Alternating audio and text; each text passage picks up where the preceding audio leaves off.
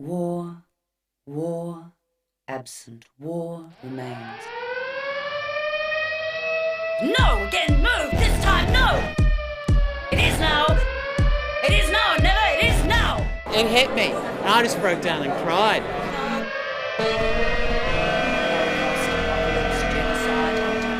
Anger and disbelief. You know, anger that it could happen again. Oh, it massively strengthens you, and it massively strengthens your resolve on an issue when you just are surrounded by so many people. I guess it's that whole thing of one drop in the ocean, one brick in the wall. You know, I'd rather be there than not be there, even if it doesn't make a difference. I'd rather know that I tried.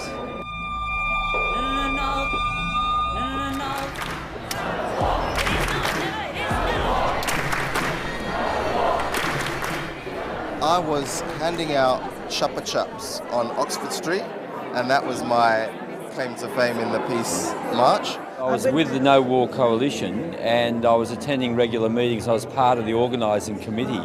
I was in the holding cell at the Rocks Police Station, having just painted No War on the Opera House. I can just remember it came on the radio that the war had started, and I was like, oh, I went to the bathroom and had a little cry. Yeah.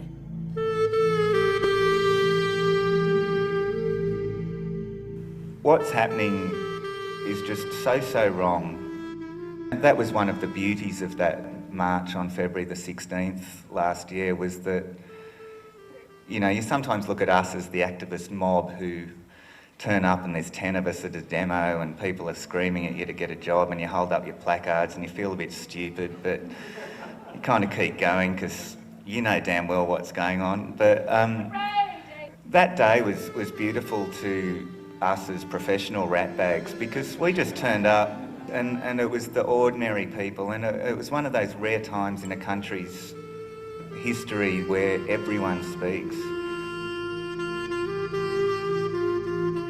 Yeah, well, I had a sinking feeling when I heard the news that the war had actually started, because it was almost like this strong feeling with so many people protesting that maybe they would listen, maybe they would try at least something else first.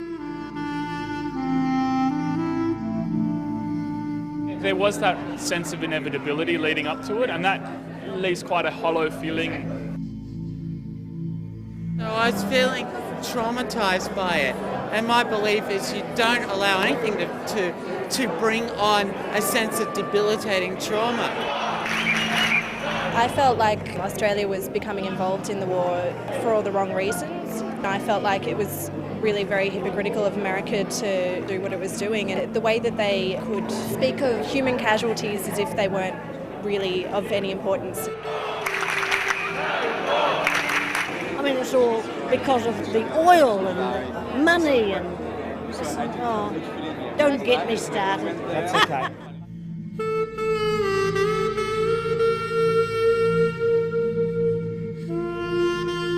Oh, the No War painting on the Opera House, the first thing I thought was, damn, that is awesome. And then the second thing I thought was, I wish I'd thought of it and done it myself, because that's just my nature. But for mainstream media to pay attention these days, you need to shock. You need to kind of make people go, whoa, because otherwise it just doesn't cut through. We literally thought, where could we paint or put or whatever? As it turned out, paint in what they describe as very hardcore paint, a message that is most effective. And where is the last place that John Howard, where can we put this where he'd like to see it least and where the world will see it most? And the Opera House is the only building that speaks for our country in that way.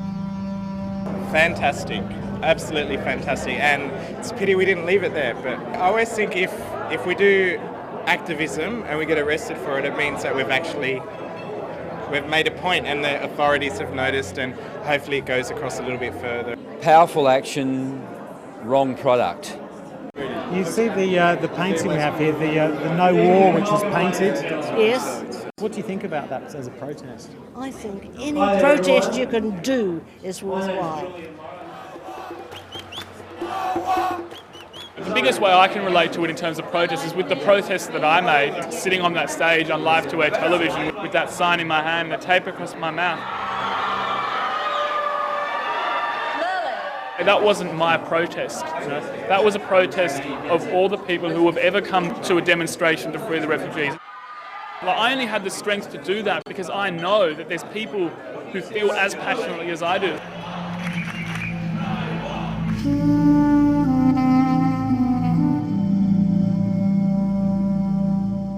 Only 30% of Americans vote, right? So that means only 15% voted for George Bush. So actually he doesn't represent a lot of America.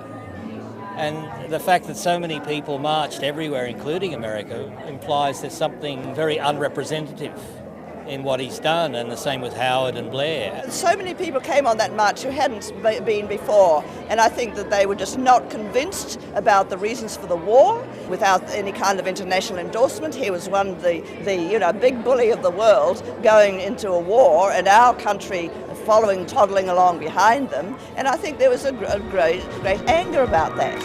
No war! No war! No war! This is us!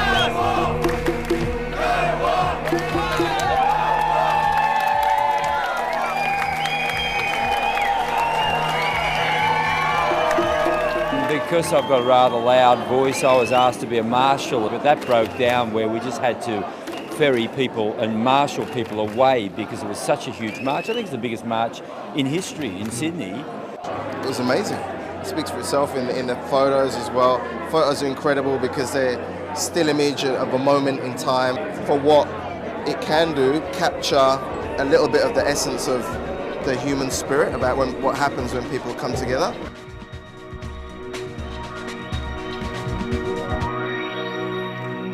There was everyone from elderly women with walking sticks to little kids with their parents, and there was businessmen, and there was punks, and there was me and my mates who listen to hip-hop music and live in Surrey Hills, and it was just so empowering to see so many people coming together and unifying behind just one common belief.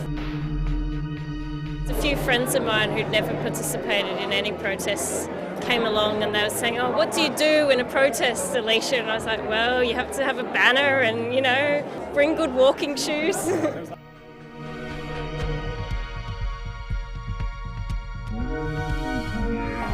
I mean, there was a statistic that 80% of Australians didn't want to be involved in this war, and yet it happened.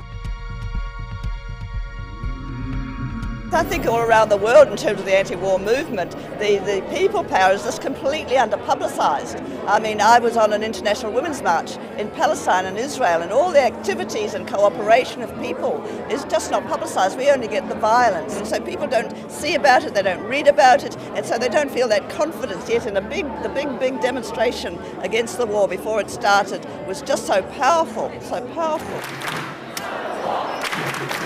I'm now 88 and I've been protesting for all the years that I can remember because I feel we're going in the wrong way and the world isn't going to continue to exist if we don't change it.